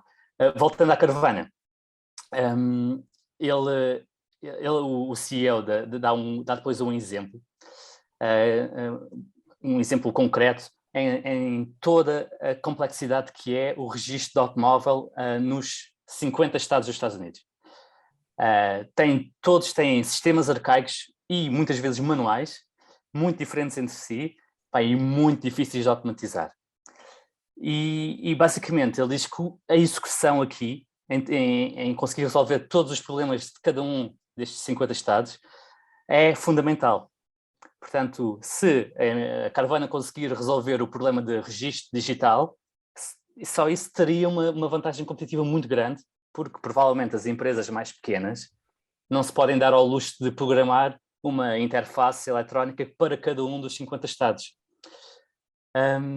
Portanto, aqui o ponto que ele está a tentar fazer é que a vantagem competitiva, o moat, é um subproduto da excelência operacional, ou pelo menos da execução. Voltando a olhar para o exemplo da Berkshire, dos têxteis, e realmente aplicando este modelo mental que falámos agora, de resolver problemas difíceis, sugere uma explicação alternativa ao fracasso das operações.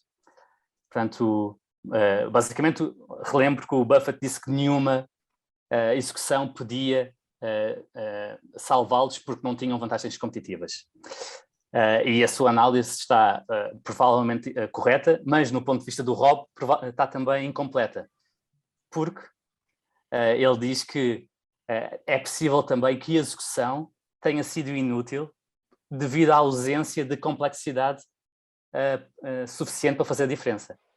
Provavelmente não havia problemas difíceis o suficiente para criar um moat. Portanto, aqui a grande questão era que o negócio era demasiado simples. Havia falta de complexidade, havia falta de alguma coisa que permitisse criar um moat. Achei isto muito, muito, muito interessante. Outro exemplo que estávamos a falar no início do podcast, não é? Inditex. Claramente, o que eles têm é uma vantagem competitiva em ter resolvido toda a complexidade de logística, desde a produção até ao desenho e até ao time to market, e o facto de eles terem escolhido uma cadeia de valor diferente dos competidores, com os fornecedores muito mais perto aqui do headquarters de Espanha.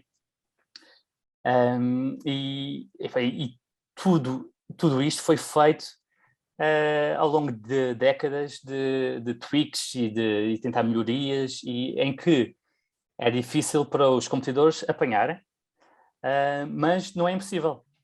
E agora a grande questão é se a Shein e os novos fast moving products, como é que é? Fast consumer goods, conseguem lá chegar perto ou não. Mas pronto, enquanto conseguirem manter o gap, têm vantagem competitiva. A partir do momento em que não conseguem resolver a complexidade ou se deixam apanhar, podem perder. Nothing to add, pá. Nothing to add. Isso Eu mesmo. achei curioso porque é relativamente fácil perceber que a excelência operacional só por si não é nada, mas quando é ligada a criar vantagens competitivas já é muito, muito importante. Será que não se conseguem criar vantagens competitivas sem excelência operacional? Se calhar não. Precisas, para já, como é que crias é uma boa questão, como é que crias uma vantagem competitiva? Um monopólio geográfico. Não, mas como é que tens de, agora do ponto de vista de hoje, sim, se tiveres podes compará-la, não é? Descobres uma minador ao lado do teu quintal. Exatamente, começa um pouco por aí, as vantagens competitivas começam com uma invenção. Não é? E tu inventas um modelo de negócio que é claramente superior, e portanto aí fazes um bocadinho do que é chamado counter-positioning, de tentar com o mesmo modelo de negócio roubar market share, por ser realmente melhor e o incumbente não te conseguir copiar, mas tu precisas da invenção e precisas de ser minimamente bom a executar, não é? Porque senão chega alguém que inventa algo que seja melhor a executar ou que seja mais vantajoso vender essa invenção e que seja alguém bom a executá-la. Eu concordo contigo, não te tiro a razão. Agora, o que é vantagem competitiva depois já é outra história, porque eu vejo negócios que são um desastre, os serviços, por exemplo, e que continuam a existir. Se têm uma vantagem competitiva ou não, talvez não tenham, ok, mas eles continuam a existir. Mas que serviços? Sei lá, eu estou a pensar, não sei, há cafés, por exemplo, padarias onde a pessoa continua a ir e aquilo é um desastre, e o pão não é o melhor pão, mas continua as pessoas a ir lá, não sei, Sim, estou a lembrar-me agora assim. Mas a minha definição de um negócio com vantagens competitivas é que o retorno sobre o capital investido é alto. Eu duvido muito, não conhecendo as económicas dos cafés, mas que tenham um retorno muito alto, especialmente quando... imagina que for um café familiar e tu dizes que geras bom retorno sobre o capital, mas depois se fores ver e meteres lá todo o custo que é abrir o café às 6 da manhã e só sais de lá às 9 da noite e tu passas lá o dia todo e importares realmente o teu custo de mão de obra, já deixa de ser assim um negócio tão bom. Por exemplo, vantagens competitivas baseadas em monopólios regulatórios, uma bomba de gasolina ou uma farmácia. Vamos dar o exemplo da bomba de gasolina, está próximo da tua casa, mas o gajo, mesmo assim, primeiro aquilo não precisa se calhar de uma grande discussão, mas vamos dizer que o tipo que está à frente daquilo, ou tipa, não são muito bons, aquilo podia ser melhor, só que está ao lado da tua casa, está numa zona com muita densidade populacional e não há mais bombas de gasolina porque não é permitido naquele raio construir bombas de gasolina. Isto é uma vantagem competitiva que foi criada por uma regulação e não tanto pela excelência operacional. E permite, o facto, a regulação até permite uma fraqueza operacional. É verdade. Mais uma vez, aqui não tenho a certeza se as bombas de gasolina e o retalho de combustíveis sejam um bom negócio também. Ok, mas há uma vantagem competitiva. Não há, para mim a definição de vantagem competitiva é se tu conseguires, precisa de ser relevante o suficiente para tu teres bons retornos, porque senão também pouco te serve. Pois, é um ponto de vista. Se é uma vantagem competitiva e só não te serve para ganhar mais dinheiro com ela, não é bem uma vantagem competitiva, não é? Serve para não perder os negócios, para não perder esse dinheiro. Não sei, pois é um bom ponto, Estou-te a dizer isto, mas não sei se concordo comigo próprio. É um bom ponto isso. Por exemplo, mais uma, há aqueles, porque não te olhei para ela assim muito rapidamente. Na Suíça, uma empresa com os teleféricozinhos para as pistas de ski pode subir os preços com a inflação, mas não pode subir assim tanto os preços. Porque senão a malta chateia-se. Mas tem ali mas é único, é um monopólio, tipo, não há mais ninguém que possa lá chegar e fazer um teleférico ao lado. Exato. Mas esses monopólios têm a ver com o facto dos recursos serem estão ali limitados, não é? É o único, só faz sentido ter um teleférico. E, portanto, a primeira empresa que pôs... Mas lá está, tu precisas... Essa vantagem competitiva, o dono do terreno da montanha, podia ter capturado tudo. Ou podia ter licitado. Desculpa, é que eu ia dizer, é um monopólio, mas não é um monopólio. Depende como é que tu vês isso. É como o gajo das portagens da Ponte Vasta Não. Gama, por exemplo. Da Ponte Vasta Gama, não, Exato. da 25 de Abril. Porque imagina, energia é um total monopólio. Porquê? Porque tu precisas daquilo. Ou seja, eles subirem o preço 200%, tu não tens hipótese. Pá, tu podes tentar conter-te, não é? A consumir menos, mas tu vais ter que pagar, não tens hipótese. Ali é um monopólio no sentido em que não há mais nenhuma competição direta para tu subires à montanha para fazer esqui, e nesse aspecto é um monopólio. Mas não é um monopólio se tu vires que ski é só uma opção de entretenimento. Não é? Se os gajos subirem 300%, tu podes decidir, não vou fazer ski, vou fazer surf, ou vou fazer outra coisa qualquer. Mas há uma vantagem competitiva que o que cria é que tu não percas, tu sabes que podes ter aquilo para o resto da vida e as gerações a seguir a ti. Não sabes que se calhar podes subir preços, só te protege, esta vantagem competitiva protege o downside mais do que te dá upside. É só esse ponto. Sim, o meu ponto é que essa vantagem competitiva acontece no momento em que tu fazes o primeiro teleférico, certo? E é esse teleférico que tem a vantagem competitiva.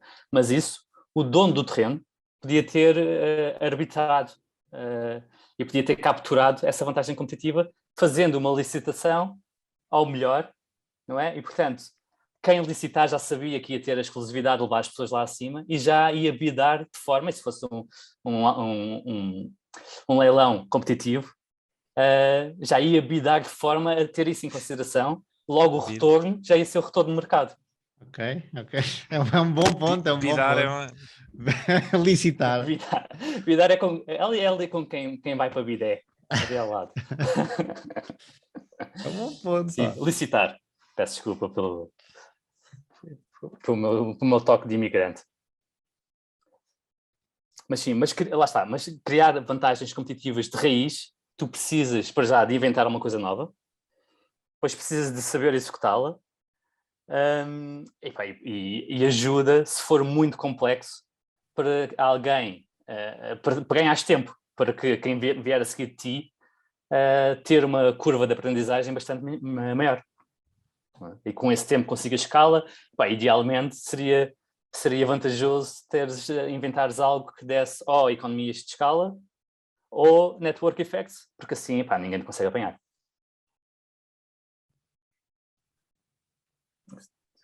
E é isto o meu tema, meus caros. Podemos passar a batata quente. Vou pensar, esse também é interessante.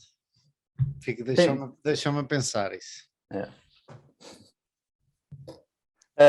E se quiser, eu li agora o Seven Powers do Hamilton Elmer, que eles estão sempre a falar no Acquired, no podcast que falam sobre empresas tecnológicas e a história delas desde sempre e a forma como elas evoluíram, principalmente as suas vantagens competitivas e outras aquisições e afins. E é espetacular. E ele fala das 7 formas que ele vê de criar-se vantagens competitivas. Uma delas é o processing power, e aqui parece-me claramente isto, que é lidar com complexidade, e lembra-me muito a Inditex quando estou a ler este power em especial, porque lá está, é resolver um problema complexo e ser melhor operacionalmente do que os outros, mas de um ponto em que os outros não conseguem replicar. Aconselho vivamente. 7 Powers. Muito bem. Já está aqui. Está à frente. São tantos livros, não consegue ler tudo. Ainda tenho aqui, ainda tenho aberto aqui desde a semana passada a vida é tão longa, tu é que... O senhor Václav Smil. Não, tenho prioridades. Václav Smil, quem quiser perceber a energia. É isso, está aqui ainda aberto para mandar vir. É o craque da energia mesmo. Este livro é melhor do que qualquer cadeira que eu tenho tido de estratégia na universidade. E eu tive umas quantas. Este livro é melhor do que... Eu tive cadeiras de estratégias só focadas em Michael Porter e afins. Este é um nível, pelo menos para mim como investidor, pá, ajuda muito mais e dá alguns modelos mentais que mais fáceis de levar para a prática do que é toda a teoria da estratégia. Ok. Então, toca a comprar. Vou sacar. Diogo, vamos ao teu Vamos. tema? Vamos a isso. Portanto, o meu tema é como é que as pessoas enriquecem hoje em dia. Basicamente aqui há uma analogia entre a época, o ano de 1982 e o ano de 1920. Na altura, em 1982, a Forbes publicava e publicou a lista dos 100 mais ricos nos Estados Unidos. E se nós compararmos esses 100 mais... Isto obviamente que é só uma amostra, mas acho que é representativa e se olharmos... Em vez de olhar para os 100, se olharmos para os 500, vamos ter resultados semelhantes. Se compararmos os 100 mais ricos, as 100 famílias mais ricas em 1982 com as atuais, temos algumas diferenças. Em primeiro lugar, na altura, em 1972, das 100 famílias mais ricas, das 100 pessoas mais ricas, 60 foram, o património foi herdado. Portanto, a riqueza não foi criada por elas, mas já foi por gerações anteriores. Desses 60, 10 deles pertenciam todos à família Dupont, que eu acho que para hoje em dia não é assim tão conhecida, mas é uma empresa ligada à indústria química nos Estados Unidos.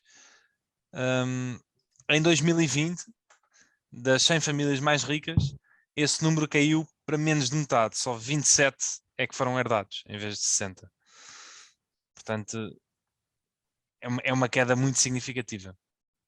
E aqui ele diz, tentar teorizar porque é que o número de herdeiros nas famílias mais ricas diminuiu, não é fácil, mas uma das questões interessantes que ele remete é que o imposto sucessório nos Estados Unidos, ou seja, os impostos que as heranças pagam, passado de geração em geração, nem sequer aumentaram nesta fase, mas pelo contrário, caíram abruptamente. Ou seja, apesar do imposto sucessório ter caído abruptamente, há menos riqueza a ser criada ou a acontecer, a ser passada de geração em geração. O que é um facto interessante. Portanto, ou seja, ainda tem, é como se tivessem uma tailwind a favor e mesmo assim ela diminuiu drasticamente. Então a pergunta que ele mete é como é que as novas fortunas então estão a ser criadas. Das 27 que não são herdadas, 3/4 foi porque começaram, criaram empresas e 1/4 foi por investimentos. Ou seja, pessoas que fizeram as suas fortunas a investir. Portanto, das 73 novas fortunas que não foram herdadas, 56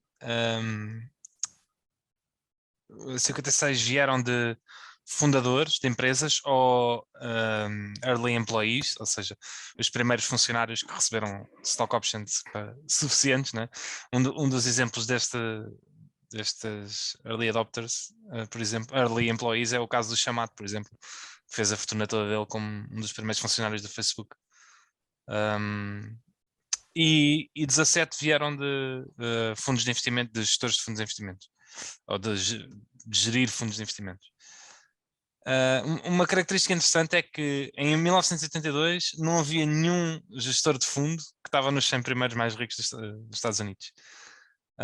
Já existia private equity e hedge funds, mas nenhum deles tinha tido retornos suficientes ou tempo suficiente para entrar na lista. Um dos motivos que ele diz é que os gestores de fundos descobriram novas maneiras de gerar retornos e também houve mais investimento, houve uma democratização da classe de investidores, portanto houve mais investimento a entrar e portanto estes fundos passaram a gerir mais capital e portanto como ganham a comissão. Quer dizer que descobriram mais formas de sacar aos investidores. Exato, é um bocado por aí. Mas pronto, mas isto para resumir, a maior parte das novas fortunas hoje em dia das maiores fortunas foram geradas através da criação de novas de empresas. E não através de heranças como era há 40 ou 50 anos atrás.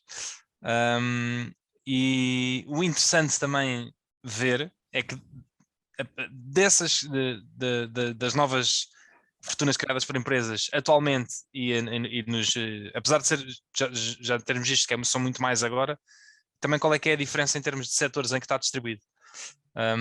E em 1982 a maior parte das pessoas que fizeram fortuna a criar empresas, a constituir empresas, vieram basicamente ou do real estate ou do setor da energia. Enquanto em 1920 a maior parte dessas fortunas veio de empresas ligadas à tecnologia, às chamadas tech companies. Agora, a questão também é, isso é uma questão que se remete muito, que é o que é uma tech company, né? Desde uma Amazon a uma Tesla, ou uma empresa de software, ou não sei o quê, tudo é considerado tech, mas estão em áreas completamente diferentes. Né? Outra questão é que, por exemplo, a Standard Oil era a tech company da altura. Inventou todos os processos, os melhores processos, as formas mais eficientes de extrair petróleo. Portanto, era a tecnologia de ponta. Portanto, aquilo era a tech company. Sim, sim. Mas ele, por acaso, ele faz aqui uma analogia que ele não considera que seja exatamente a mesma coisa, mas ele depois também, na minha opinião, está um bocado a puxar a brasa à sardinha dele.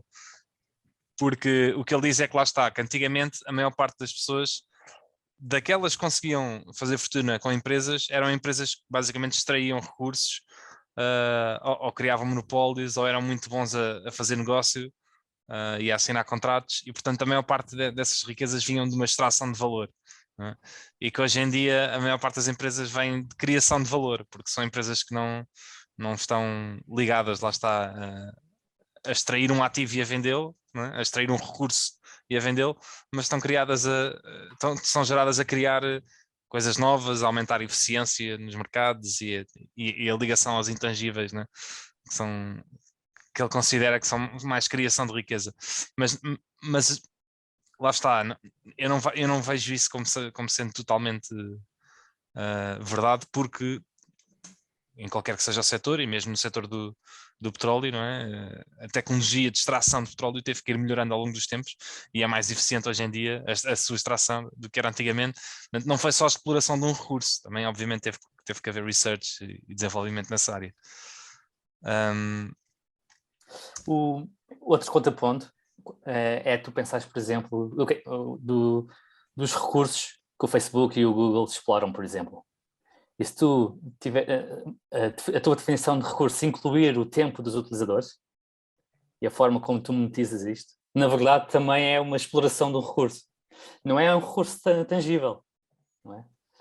Mas é aproveitares o negócio da publicidade e explorares o recurso que é o tempo que os teus utilizadores te dedicam. Sim, sim, exatamente. E pronto, ele faz muito esta analogia de que hoje em dia, e acho que se pode tirar alguma conclusão daqui, que há muito mais geração de riqueza hoje em dia, não por questões herdadas, ou por, lá está, no real estate também há muita a exploração, isto depois também há uma diferença entre criação e exploração, não é? Mas a ver com negócios de extração de valor e não de criação de valor. Hoje em dia faz-se muito mais a criar valor e a criar empresas, e é muito mais acessível e é muito mais fácil criar uma empresa, montar uma empresa hoje em dia do que era naquela altura. E claramente houve esse shift em que a sociedade é mais meritocrática hoje do que era naquela altura. Ele também dá o exemplo de que, na verdade, aquela década, ou aqueles anos, é que foram os anos, foram os outliers, não é a atualidade. Ele vai buscar dados de 1800, e obviamente que esses dados depois não são tão estruturados, onde as coisas aconteciam como acontecem hoje em dia. A maior parte da riqueza era de criação e não de exploração, e que aqueles anos é que foram anos em que as empresas estavam muito monopolizadas, houve uma grande consolidação no mercado. As empresas, havia muitos monopólios, havia uma cultura não empreendedora, em que o que se dizia quando uma pessoa acabava a escola devias ir trabalhar para uma grande empresa. mas que na verdade isso é uma espécie de outlier na história dos Estados Unidos e neste momento estamos a voltar a entrar numa época meritocrática de criação de valor. E outro exemplo que eu achei interessante, só para finalizar, é que muita gente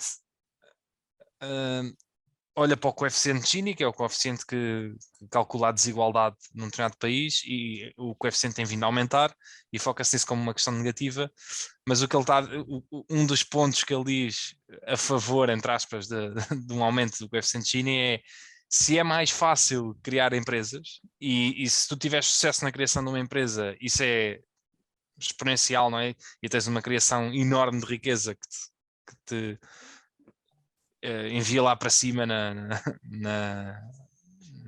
teu... A tua riqueza pessoal. Sim, estava a faltar a expressão que eu queria usar, mas isso. Então é normal que haja que o coeficiente Gini esteja a aumentar, ou seja, porque se isso são outliers, mas se há mais pessoas a conseguir entrar nesses outliers, não é? Há mais discrepância entre aqueles que conseguem e são sucedidos e os que não conseguem, e que isso nem sempre é propriamente uma coisa má, se isso vier acompanhado, obviamente, de aumento de riqueza, aumento de produtividade geral. E, portanto, nem toda o aumento de desigualdade pode ser visto como uma coisa negativa. E é basicamente isto. É um artigo interessante em que mostra que nos últimos anos tem havido um bocadinho mais de meritocracia na criação de fortunas. Mas esse ponto do índice Gini é especialmente curioso, não é? Porque se tu facilitas a criação de riqueza e de empresas e afins, e tens mais gente, embora em um número relativamente reduzido, a criar muita fortuna, isto e ficando os outros iguais, pelo facto da criação de riqueza não ser um zero-sum game, realmente agora as novas empresas criam valor à sociedade e é um add-on. Esta deterioração do índice Gini é realmente só porque há mais ricos e não tanto que não retiraram riqueza das outras pessoas. Portanto, até pode ser visto como uma coisa boa porque quem estava cá em baixo não ficou pior. Exato, é esse exatamente o ponto que ele quer chegar, que é há mais riqueza a ser gerada em quantidades muito superiores ao que havia antigamente, e obviamente que ela é má distribuída e portanto está a haver uma questão de aumento de desigualdade, mas não é porque umas pessoas estão a extrair valor a outras, ou seja, elas estão a criar valor social, só que ficam com a maioria do bolo. Quem está cá em baixo provavelmente também enriquece um bocadinho mais, não ficam com a maioria do bolo, portanto que fica nessas poucas pessoas que estão lá em cima, mas que isso efetivamente não é propriamente uma coisa má. É óbvio que isto depois podemos discordar disto e obviamente que o aumento de desigualdade depois tem consequências sociais muito grandes, porque não é só, lá está, não interessa só a quantidade que produzimos, interessa as pessoas sentirem que não são injustiçadas e que não têm, e que os outros têm muito mais, não é? A inveja e o sentimento de que há uns que têm muito mais do que outros, independentemente de estarmos todos melhores, também tem consequências sociais graves. É isso mesmo, e o ser humano adora benchmarking, não é? Nós estamos sempre a comparar aos outros, portanto, se as outras pessoas estão a enriquecer a um ritmo muito mais alto do que nós, apesar de nós podermos ficar melhor, não nos vamos sentir melhor, certamente. O truque, para mim, é tentar que haja mais igualdade, que haja melhor distribuição, mas sem castrar a máquina que produz nova riqueza, não é? Que faz com que haja mais inovação e mais empresas. E isso é sempre muito difícil fazer o balanço. Mas pronto, esse é um ponto interessante de que se tu estás a gerar mais valor social, não é por definição, mas essa desigualdade está a aumentar porque há mais riqueza e portanto que isso necessariamente não é uma coisa má. O gap aumenta, mas a qualidade de vida de todos sobe. Sim. Eu gostei muito de ver isso, porque ela percebe que não é nada de novo, não é? Pelo menos não é nada de novo a parte de criar empresas cria riqueza, a pessoa que cria as empresas, algumas não é? Mas mais do que qualquer investimento que faças, ou poupanças ou investimento. E é uma coisa que eu tenho, uma vez estava a falar com o Lohan, com um tipo com quem eu já fiz uma entrevista, que gera um fundo em Inglaterra, mas o tipo está cá por razões fiscais, e ele estava-me a falar dos Estados Unidos, já não sei porque é que falámos sobre isso, ele estava a dizer, pá, o apetite de risco dos americanos, do americano comum, é muito, muito maior ao apetite de risco de um português, ou já nem sei se ele disse de um português ou de um europeu.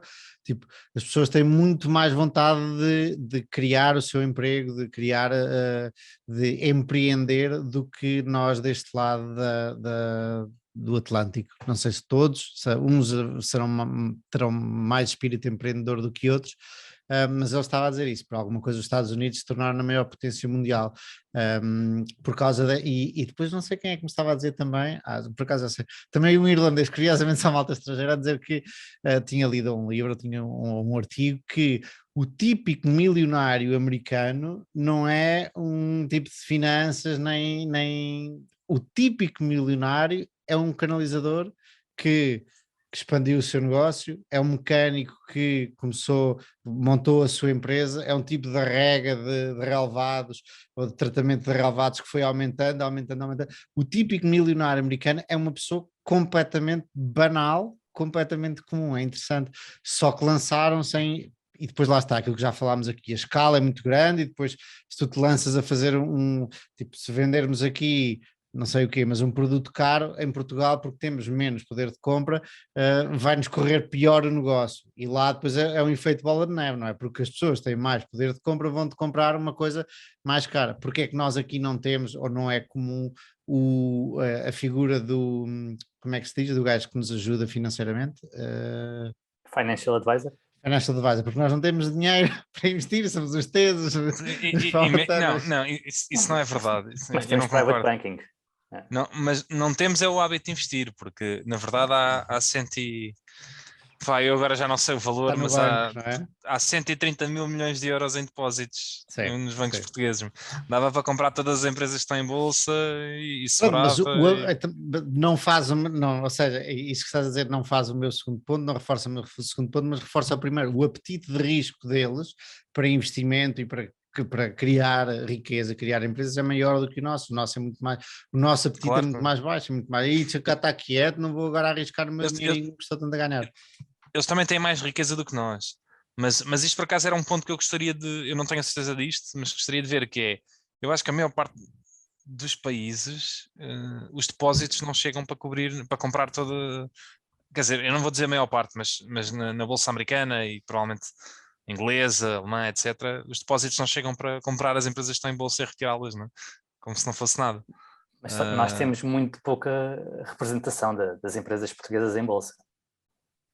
Pois, exato. Ou seja, não há. Os Estados Unidos têm muito. O nosso mercado de capitais é horrível. Exato. Não há esse incentivo. Nós temos, aliás, temos o problema, estavas a dizer, não é? O facto de termos mais depósitos, mas ainda acima desse problema, ainda temos o facto de termos menos empresas cotadas em bolsa. E das que temos, para aí 4 ou 5 foram criadas pelo mesmo grupo, não é? A Altri, a Fermada, a Cofina e Muito Greenvolt. bom. Greenvolt, não sei. É. Mas não é só, lá está, não é só a questão da entrada em bolsa, lá está, é o mercado de capitais como um todo.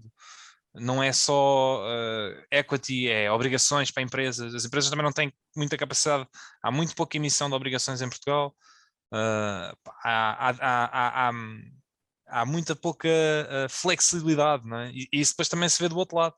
Há muito pouco financiamento de venture capital.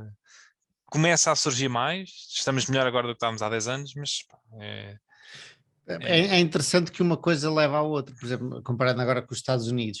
As pessoas nos Estados Unidos, e agora vou generalizar, desculpa lá, Gonçalo, têm percepção de que uma ação por trás de uma ação, não são todas, senão o Peter Lynch não tinha dito tantas vezes isto, mas têm a percepção de que por trás de uma ação há um negócio e há uma empresa, e esta relação entre necessidade de capital das empresas cria ações. Basicamente, o que são mercados financeiros, ou como funcionam. Não completamente, mas acho eu que tem uma percepção melhor, simplesmente porque está mais difundido o investimento no mercado de capitais e de dívida e por aí fora. E a maior parte das pessoas em Portugal com quem eu converso, ou muitas das pessoas de Portugal com quem eu converso, olha para uma ação como uma criptomoeda. Acho que algo que está completamente desrelacionado do ativo que está por trás e de uma empresa que está por trás e do negócio que está por trás. Não, isso sobe e desce e vem e a guerra e não sei o quê e o Putin agora não. Tipo, é muito mais algo imaterial, muito mais desrelacionado, descorrelacionado do que acho eu a percepção do americano comum. Se calhar também posso estar errado, porque não tenho os dados para dizer isso, mas é a minha percepção, de que existem empresas, e até porque nos Estados Unidos as empresas tendem a correr bem, ou pelo menos tendem a ficar grandes, e eles veem isso acontecer, veem que as ações crescem, veem que a economia cresce. Nós aqui não vemos isso acontecer muitas vezes, e por isso não nos interessamos. Mas o mercado europeu também é um mercado mais de dividendos, apesar de haver crescimento, é muito mais entregue, é muito menos retido.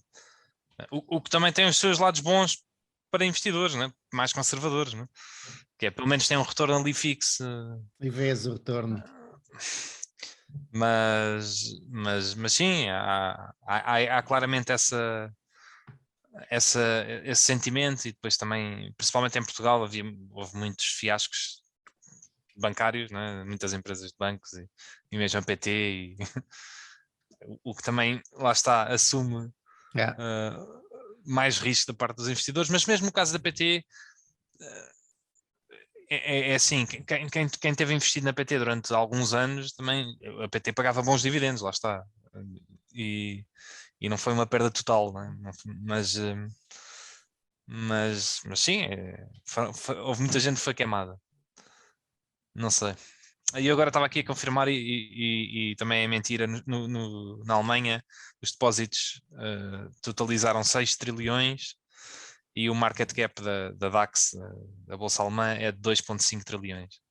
Pronto, também tem acima da capitalização de mercado das empresas. Mas os alemães também não são um bom exemplo, porque os alemães são bastante conservadores. Exato. Mas sim. É isto. E é isto. Mais um episódio de Ações e Companhia. Eu gostei muito deste episódio. Não sei porquê. Nós normalmente já não fazemos isso há muito tempo, mas no início até ficávamos aqui a fazer o rescaldo do episódio depois de pararmos de gravar. E muitas vezes achávamos que gostávamos e os ouvintes e os espectadores não gostavam. E depois houve outras vezes que nós dizíamos, isso foi má. E depois os comentários eram muito bons. Portanto, nós não temos capacidade nenhuma de autoanálise neste caso. Isso é que é preciso analytics, é importante ver e ver a atenção dos utilizadores e quando é que eles começam a parar de ouvir, etc. Já agora vou só me corrigir que a Altri, eu há bocado disse que eles só iam entregar a parte direta, mas eles vão entregar as duas, eles estão a analisar como é que conseguem retirar a indireta de dentro da empresa e distribuir a totalidade da Greenvolt.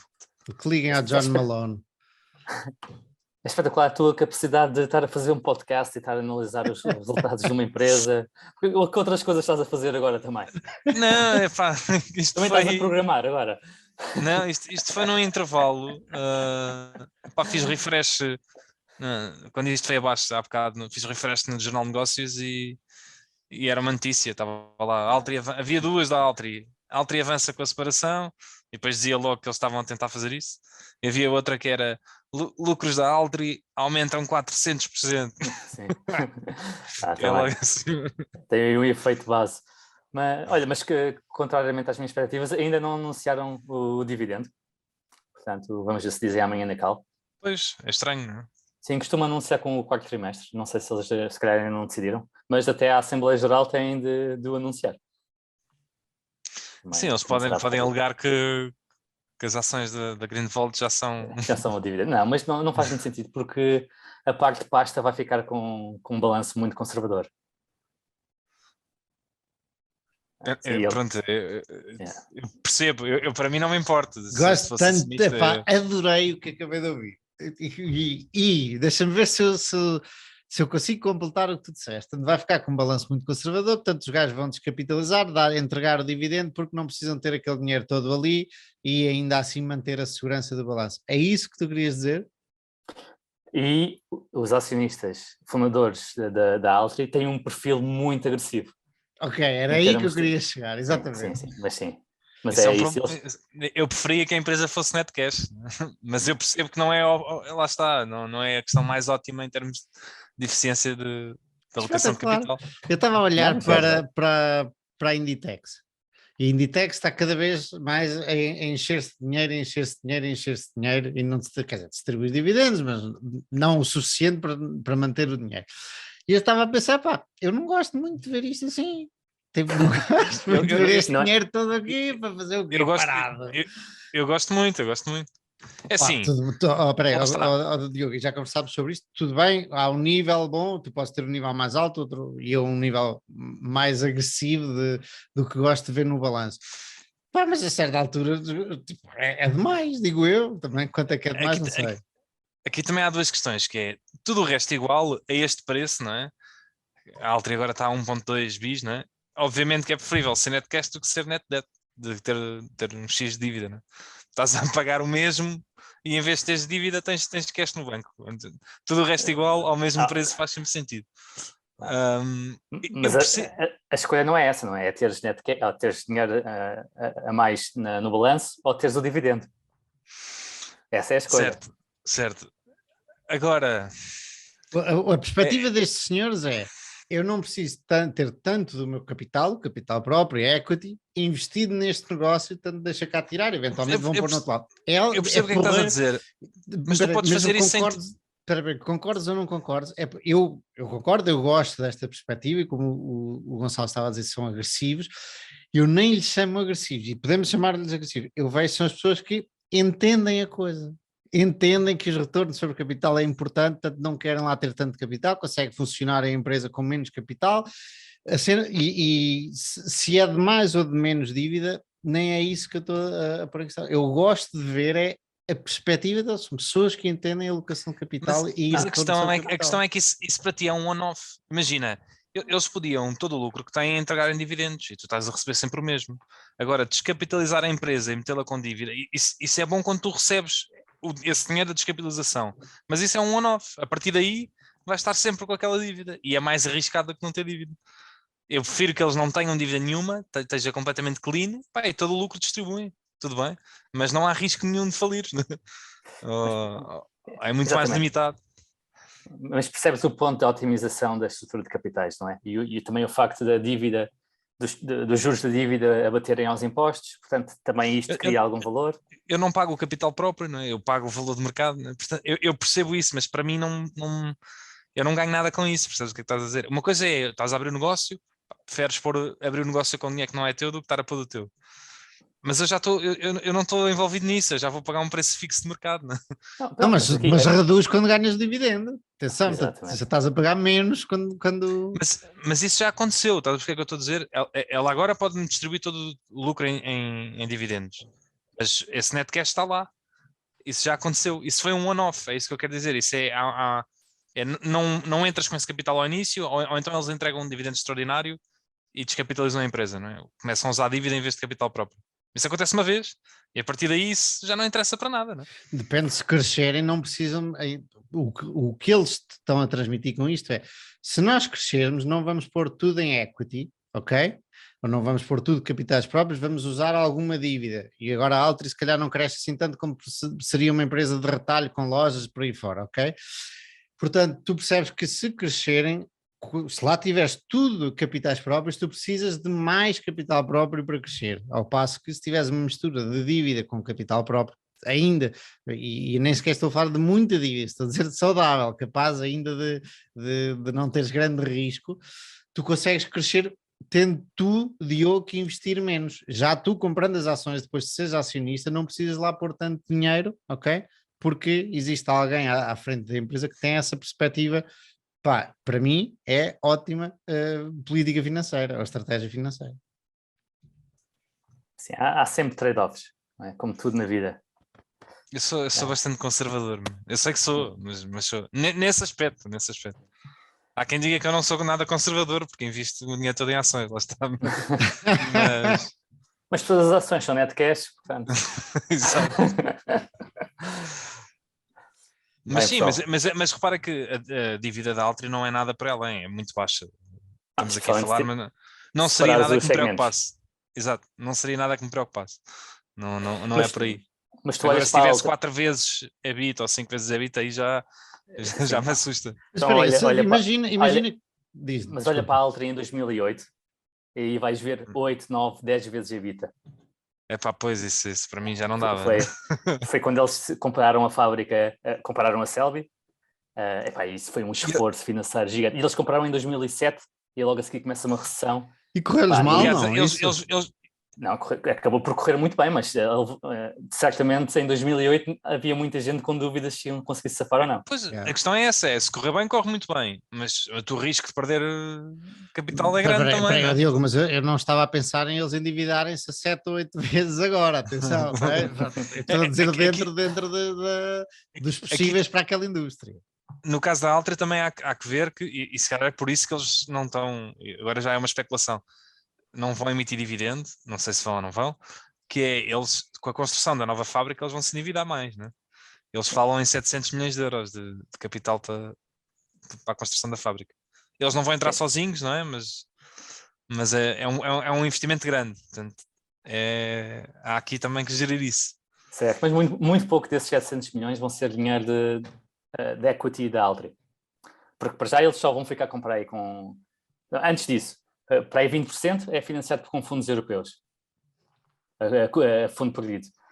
Depois do que sobra, os 80%, é relativamente fácil financiar grande parte disso com dívida bancária, juros baixos.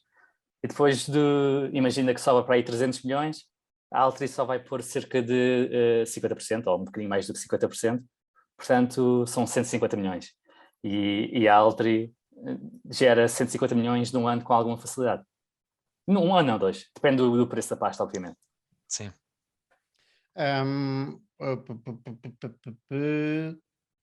Mas parece um montante mais alto do que realmente o esforço é. E vai ser uma empresa separada, não é? Separada vai ser dentro do grupo, não é? Vão consolidar, mas em termos de risco, se aquilo vai ser com dívida e uma estrutura financeira própria, porque vai ter um parceiro, e portanto, se for ao ar, essa dívida não tem recurso à própria Altri. Ou pelo menos não deveria ter. Imaginando que eles estruturaram bem o negócio. O Graham lá atrás dizia, há um século atrás, dizia que as empresas, especialmente naquela altura, porque estavam cheinhas de dinheiro as empresas, deviam devolver o dinheiro aos acionistas como dividendos, e na altura não era frequente as recompras de ações, porque o dinheiro é dos acionistas e não é do management, nem é da empresa, o dinheiro é dos acionistas, portanto, tudo o que é mais do que a empresa precisa, opa, tira para cá. E Diogo, tu às vezes dizes, estou totalmente investido e, à medida que vais poupando, vais investindo mais. Mas as tuas empresas, e eu estou sempre a falar de se endividarem em níveis saudáveis, ok? Saudável, não estou a Mas falar de a questão é que o saudável é sempre relativo, mas ok. sim. Mas tu consegues fazer contas. Se é uma empresa estável, sem ser cíclico, consegues ter maiores níveis. Se é uma É, empresa cíclica, vai à pior olha, recessão e dá-lhe uma margem de segurança. consigo Vais eu assim. e todos os gestores de empresas que faliram também conseguiam fazer Tá contas. bem. É verdade, também é verdade. Mas a história é, tu queres investir e a empresa tem aquele dinheiro parado ali e aquele dinheiro pertence a ti como acionista, ok? Como dono do negócio. Tipo, não é muito melhor tu teres o dinheiro, e eu não estou a falar das empresas se endividarem brutalmente, mas alguma, ou pelo menos reduzir o excesso, o net cash em excesso de dívida, ok? Para ficarem equilibrados, dívida com cash, porque é que está ali parado a ganhar zero? Ok? Quando podia ir para os teus bolsos e tu estás a ver uma empresa qualquer que tem bons retornos, ou que acreditas que tem bons retornos, podes estar a investir esse dinheiro. Estás a entender? Se tu me disseres, não, é o Buffett e o Buffett vai investir aquilo daqui a 10 anos, quando ele tiver 100 anos, retornos melhores que os meus. Ok, faz algum sentido, pronto. Mas se assim não for... E se for aquela empresa japonesa que tem, quanto é do market cap é que está em net cash? 70%. Não Mas gostavas estás a que eles ver? distribuíssem isso? Ou era só um one-off para ti? Eu só recebo 50%, é só um one-off. Imagina, eu obviamente gostava que eles me distribuíssem. O acionista que chegar a seguir é que já não vai achar tanta piada. Percebes o que é que eu estou a dizer? Eu como atual acionista, claro, Eu não entreguem-me. sei se não vai achar Agora, tanta piada. Se for o eu, acionista a Diogo, seguir eu vou ver vai ver aquela empresa como, epá, é como tal os da Altri, vou ver, estes tipos são muito bons nisso, sabem fazer as coisas tudo ao fininho. A questão Epá, é que eu provavelmente, e não descurando a empresa, se fosse a mesma empresa com dívida em vez de ser net cash, para já não pagava o que paguei, não é? Mas se calhar não é tão atrativo. Lá está, tudo tem um preço, obviamente. Mas eu aqui estou perfeitamente descansado. Não é? Mesmo que. E eles têm estado a distribuir alguma coisa. Obviamente que a este ritmo nunca vão distribuir aquele cash todo. ainda estamos a falar dos Mas, japoneses, não é? sim. Porque eles distribuem para aí 7% ao ano. Estão a distribuir agora para aí 7%. Mas eles geram 10%. Do Netcash. Sim. Sim, só que eles geram 10. Eles estão a um múltiplo 10, não é? Portanto, este ritmo nunca vão distribuir o dinheiro todo. Vai continuar até a crescer. Mas lá está, imagina, eu acho que eu não vejo mal nenhum. Se tu tens um negócio que gera bastante dinheiro, eu não vejo mal nenhum em não teres dívida ou teres pouca dívida. Eu não estou a dizer teres imenso dinheiro parado. Mas Mas também não teres dívida, exato. No caso desta empresa, epá, é um bocadinho tolo, do ponto de vista da eficiência da estrutura de capitais, estarem ainda a acumular mais dinheiro. Sim. Qual empresa? A japonesa. japonesa. A Ganghu, e em terem dinheiro, porque eles não precisam de dinheiro para nada, não é? Porque é uma empresa que faz jogos, eles não têm custos, tipo, não. O que é que eles vão fazer com aquele dinheiro? Eles não têm que abrir fábricas ou comprar fábricas. O que é que os gajos dizem? Não lhes perguntam, mas sei lá, não há conference calls, não... E pior do que isto, o CEO tem tipo 8% da empresa e o fundador, que é o irmão do gajo da SoftBank, o irmão mais novo, que continua a ser o maior acionista, tem para aí 30%. Portanto, o CEO e o fundador têm tipo 40% da empresa e eles estão confortáveis com isto.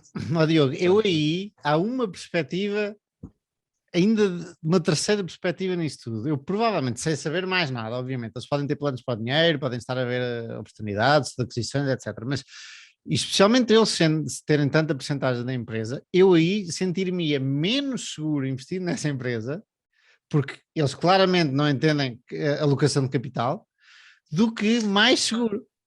Não tem a ver com entender a alocação, é cultural. Pronto, é isso. E eles têm uma cultura em que eles prezam a resiliência acima de tudo. Eles querem que a empresa não tenha risco, e eu sei que é um exagero, mas o objetivo deles é. Mas aí agora distribuam aos acionistas, quando for preciso, peçam aos acionistas. É preciso que os acionistas. Porque o dinheiro é dos acionistas, mas o dinheiro é dos acionistas, não é da empresa nem do management. Eu percebo o que é que estás a dizer. E aqui eu não acho que haja uma coisa certa ou errada. Acho que depende de pessoa para pessoa, mas eu prefiro uma postura mais conservadora. Agora, a Gangho é um extremo oposto. Obviamente que aquilo para mim não faz sentido.